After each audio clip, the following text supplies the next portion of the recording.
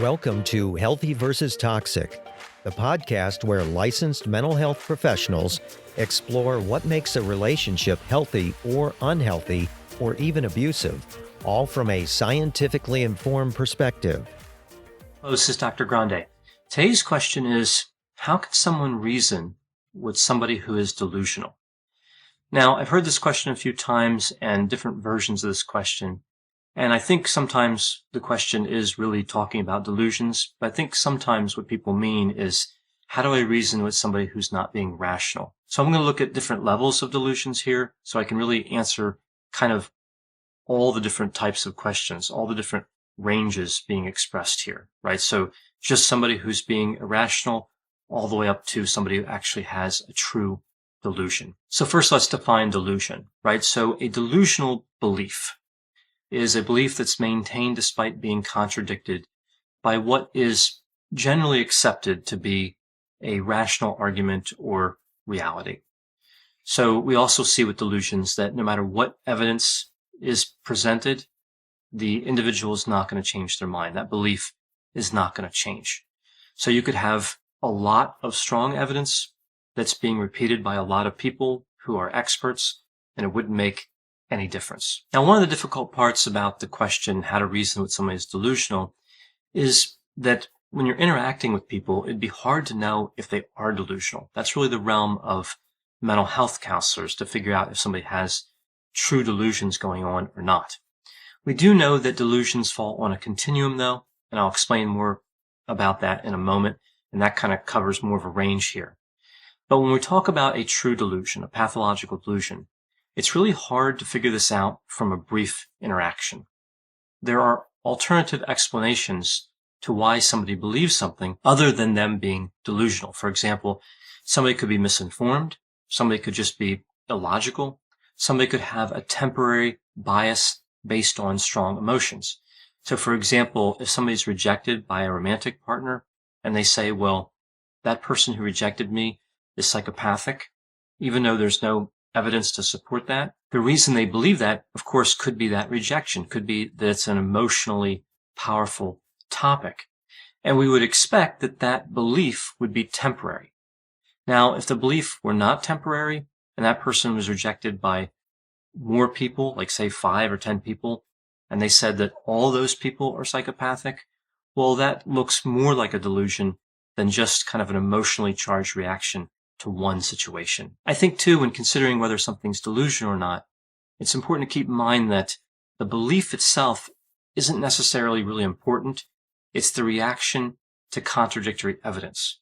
So somebody may believe something, like they may be rejected and believe that person's psychopathic. Then they look at like the results of a mental health assessment and they say, oh, okay, I guess the person wasn't psychopathic after all. So it's really that reaction. Now, sometimes, of course, the beliefs are important. And inherent in the belief, we can see that a delusion could be operating. But a lot of times, especially if we're talking about something, a belief that's not quite delusional, it's really the reaction to evidence to the contrary. So this kind of brings me to the idea of the levels of delusions, right? I mentioned before, delusions fall on a continuum. So if we're talking about pathological delusions, we're talking about delusions that we see with mental disorders like schizophrenia, delusional disorder. Delusions are sometimes present with major mood disorders, especially at the highs and lows. So like depression or bipolar disorder. So with bipolar disorder, if somebody's really depressed, they could be psychotic. And if they're really manic, they could be psychotic. But we wouldn't expect psychosis kind of in the middle range there. If somebody's mildly or moderately depressed, or if they're hypomanic, again, we wouldn't expect delusions or psychosis at that level. We see delusions sometimes also with substance use disorders, and there are a few other disorders as well that have psychosis and delusions associated with them. So I'm using the word delusion here, and I'm using the word psychosis here, just to clarify. Psychosis, that's a break from reality. We see both hallucinations and delusions potentially with psychosis. So hallucinations would be seeing or hearing something that other people can't see or hear. And again, delusions are that fixed false belief. So psychosis really covers both of those areas. Now, when we talk about the types of delusions, we see that in the DSM, the Diagnostic and Statistical Manual, there's a good explanation of the types under the mental disorder delusional disorder. We see a few mentioned here. Erotomanic. This is when somebody believes that somebody else is in love with them when it's clearly not true. And sometimes they believe that somebody famous is in love with them. We also see grandiose type. This is when somebody believes they have an insight, a talent, or ability that they just don't seem to have. Like they believe that they're a great writer, but there's no evidence that they're a great writer, or a great singer, but again, no evidence. We see the jealous type, and this is almost always manifested through this belief that a spouse or romantic partner is cheating, right? Infidelity is really the core of this type of delusion, again, typically. We also see a persecutory type. This is when somebody believes they're being conspired against, like the CIA or the FBI is following them or monitoring them. This is really the most common type of delusion we see with delusional disorder, and this is also fairly common with schizophrenia. The last type I'll cover here is the somatic type, and we see that there are bodily sensations or functions involved with this type. So again, there are a number of different types of delusions with delusional disorder, and we also see a specifier with this disorder called with bizarre content. So this is when the content of the delusion is not derived from ordinary experiences. The example given in the DSM is that somebody believes that all of their organs were removed by a stranger and replaced with other people's organs, right? But there's no scars, there's no evidence that that happened. Now, this specifier with bizarre content can be used with any of the different types of delusions. So with looking at these types of delusions and delusional disorder, we see, of course, that we're talking about pathology here, psychopathology. So moving kind of down the line, down the continuum toward less delusional behavior, we see this construct called subclinical delusional ideation. And we believe this is actually somewhat common. So this is when somebody has delusional beliefs, but they don't rise to the level of a mental disorder. Like they're not part of a mental disorder, not pathological. So subclinical delusional ideation is characterized really by a lot of the same things we see with pathological delusions, like hyperreflexivity. This is when somebody has an excessive tendency to focus awareness on themselves. So they'll look at a situation and they'll somehow relate it to themselves, even when there's no real logical reason for doing that. So they might see like a riot taking place on like television, like in another country, people are rioting, and they might say, well, this is because of me, or this is going to affect me in some way. Or there's a conspiracy where this riot is going to somehow be bad for me. So hyperreflexivity is really just taking information around us and thinking, well, this must involve me somehow. We also see a reduced weighting of disconfirmatory information. So if you challenge somebody who has a subclinical delusional ideation, they're likely not going to look at the evidence which runs contradictory to their belief. We also see an increased weighting of confirmatory information. So if we're talking about like the jealous type, for example, now again, that's talking about a pathological delusion, but we can see kind of the same thing sometimes at the subclinical level. Somebody's jealous in a romantic relationship, and they might look at like texting, and they might say, well, this text is kind of emotionally related, so it indicates infidelity. But they'll ignore a large number of texts that have nothing to do with infidelity. So they'll take just that one piece of information that looks a little suspicious and kind of magnify it, put a lot of weight, a lot of value on that one bit of information. So with all this in mind, we see the pathological delusions and we see subclinical delusional ideation. How can we reason with somebody who's delusional? So first, it's important to remember here, if we're working with a true delusion, if somebody has a true delusion at the pathological level, it's extremely difficult, if not impossible in some instances, to change their mind. Now, the reason I don't say impossible for every situation is I have been in situations where I've been able to change somebody's mind temporarily when they have a pathological delusion.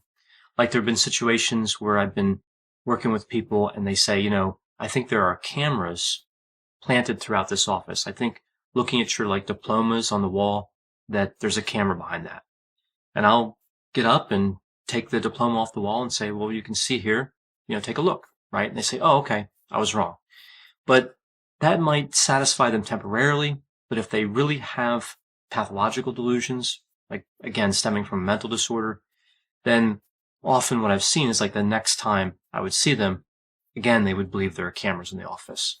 So you might be able to make some changes in the belief temporarily, but it's extremely difficult when the behavior is truly delusional. So in answering this question about how to reason with somebody who's delusional, I'm really going to be assuming that we're talking about subclinical delusional ideation and not pathological delusional ideation.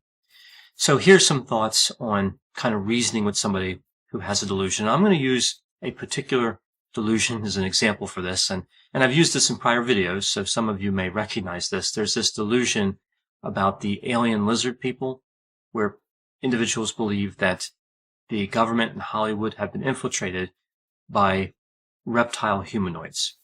Now, I know this is more consistent with a pathological delusion, like one from schizophrenia or delusional disorder, but it's really one of my favorite delusions, so I'm going to go ahead and use it here as if it could be subclinical. And I guess technically it could be, right? I guess somebody could believe that there are alien lizard humanoids in Hollywood and in the government, and it not be a delusion that's really held at a strong level, right? So technically this could still work, but it is important to know that usually if somebody believes in alien lizard humanoids, I would wonder if that would really be subclinical much of the time. Okay, just something to point out. That's a belief that deviates fairly strongly from the evidence that we have available about the nature of humans and, how lizards could be living among us. Alien lizards seems pretty unlikely. So I'm just going to use the alien lizard people though for the example. So some tips here on how to talk to somebody, how to reason with somebody who believes in alien lizard people. Okay. So what we know is that it's important to intervene early when somebody is forming a belief that could be potentially delusional. There's actually evidence that supports this. If you get in there early before their belief fully forms, you'll have a lot better chance of convincing them that their belief is incorrect. Once that belief fully forms, it gets much more difficult. So it's not about just how to reason, it's about when to reason as well. If you see that somebody is starting to take on beliefs that are moving them toward like delusions, get in there early if you want to change their beliefs. Another piece here would be don't judge, right? Don't say somebody is not smart or has poor reasoning skills or has an ulterior motive, right? Judging is just not a successful strategy in trying to reason with people in general. So if somebody says, look, I believe in alien lizard people, don't have some sort of strong reaction, right? Just hear them out. This is my next tip, right? Just hear them out. Take the time and let somebody explain to you why they believe in alien lizard people or whatever the delusion is. And again, don't judge, just listen to it. It's not likely that somebody just explaining their beliefs is going to make those beliefs dramatically stronger, right? There's not much risk of that happening. They're just trying to explain what their position is, and by you hearing them out, that actually kind of wins some credibility, that earns some credibility for you, and it shows that you're not just making a snap judgment. Like it shows that you're not rejecting the idea of the alien lizard people without thinking it through. So after intervening early and refraining any type of judging behavior and listening to them, then what you want to do is ask what evidence would change their mind. Okay, so you believe that there are alien lizard people. Okay, what evidence would change your mind? If you saw experts testify that there were no alien lizard people, if you could go up to the people that you thought were alien lizard people and talk to them, and again, kind of just see them in person, would that help? What evidence could change your mind? If they say nothing, that's really more indicative of a pathological delusion. Again, only a mental health clinician could determine this, but I'm just saying, if somebody says that nothing's going to change their mind, that's not a great sign in terms of reasoning with them. Also, if they say, well, yes, there's evidence that would change my mind, but you look at it and it's clearly impossible to obtain, right? So if somebody believes that the moon landing was faked, and you say, okay, I doubt that's true, but what evidence would change your mind? What could you see that could make you believe that the moon landing was something that really happened? And they say, well, I want to go into NASA and I want to have access to all their computers, right? That's never going to happen. That's impossible to obtain. So again, not a great sign in terms of how well somebody could be reasoned with on that point. So my next thought here on how to reason in this situation would be to present your opinion, but in a flexible way that shows that you're not completely sure, right? So you're willing to believe that there are alien lizard people, but you're not convinced. And here's your opinion on the subject, right? So you're keeping that kind of small window open where, okay, I'm willing to look at your side of the story. I'm willing to look at the evidence, but here's what I believe based on the evidence. Try to avoid making it about how many people believe something. This is usually not very convincing for people who have subclinical delusional ideation, right? So if you say, well, 99% of people believe there are no alien lizard people, that's not really the best argument. I would focus more on actual evidence. Like, for example, if you did want some evidence that there were no alien lizard people, consider something, and this is just one bit. There's actually a lot of evidence, of course. That's not true. So consider this idea that car accidents happen all the time. And if the alien lizard people are a stable percent of the population, they're going to be involved in car accidents too. So if they're taken by ambulance to the hospital and they're x-rayed and they're treated, if they were really lizards, somebody would pick up on that, right? Physicians would say, gee, this physiology doesn't look human. So yes, you could make the argument, well, maybe alien lizard people are superior drivers and don't get involved in accidents, but even good drivers can be run into by another car, right? Even a good driver could be like a stop sign and just hit by another car. So alien lizard people aren't immune to what happens in traffic. So that could be just like one area of evidence that you could explore.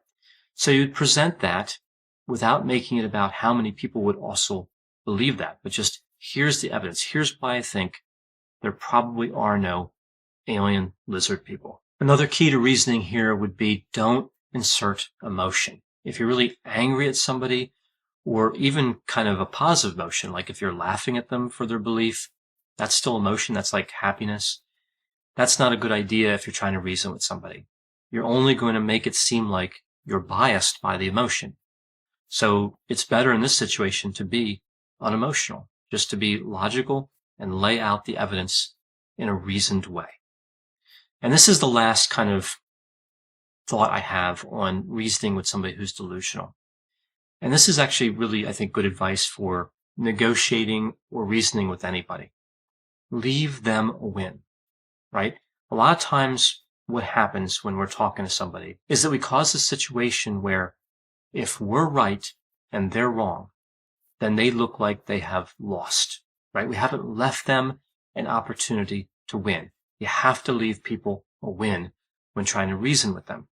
So, for example, in this situation, you could say, look, you've really thought this through, and you've had some interesting insight into this area, and you've thought of things that didn't occur to me, right? Which kind of makes sense, right? If I didn't occur to you that there could be alien lizard people. This topic's important, and I'm really curious to see where you come down on this issue after you looked at this other evidence. Like, for example, the evidence with the car accidents and how the lizard people would be discovered that way. So what you're really saying is, I believe you're insightful and you're smart.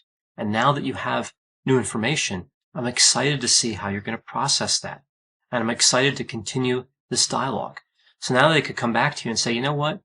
I've been thinking about this, and I think that you made a good point with the car accidents, but I also found other evidence that supports this argument that there are no alien lizard people.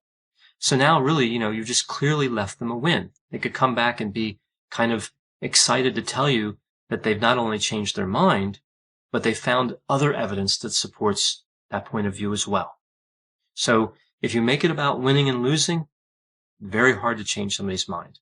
This is, again, whether you're talking about delusions or somebody who's not delusional at all. It's actually a sign of flexible and logical thinking when somebody can have a strong opinion on a subject and then look at evidence and come to a different conclusion. It's not a bad thing. It's a good thing. And we want to encourage that. So that's kind of my last thought there for just ideas of how to reason with someone who's delusional. So as I talk about this topic, I know there's going to be a lot of different opinions, and I realize that delusional behavior, even at the subclinical level, can be very challenging to deal with. So again, I would just say that mental health clinicians are really best suited to deal with individuals who are struggling with delusions, and it's important not to get really too far into it if you see that somebody has kind of really strong symptoms, right? Leave that to the professionals. I know that sometimes that's really difficult because you might be in a romantic relationship with somebody who has delusions or has subclinical delusional ideation, so it's really hard to get away from them, and you have to really find some way to relate to them, right? It can't always be in a clinician's office. They may receive treatment for delusions, but again, you have to live with them, you have to interact with them on a daily basis. So maybe these kind of ideas I had are something you can take to a mental health clinician, and you can see if these ideas make sense to that clinician in terms of reasoning to the person you're really thinking about, the person you're in a relationship with. So kind of a complex area, and an area where we need to really consider the value of professionals and what they can bring to a situation. Thanks for listening. This has been a production of Ars Longa Media. The producers for this show are Christopher Breitigan and Madison Linden. The executive producer is Dr. Patrick Beeman. For more content, please visit our website at arslonga.media. To leave feedback or suggestions, send an email to info@arslonga.media. To find more content from Dr. Grande, including a link to his YouTube channel and his other Ars Longa podcasts, visit our website at arslonga.media. This podcast is intended for informational purposes only and should not be construed as medical or mental health advice. Ars Longa, Vita Brevis.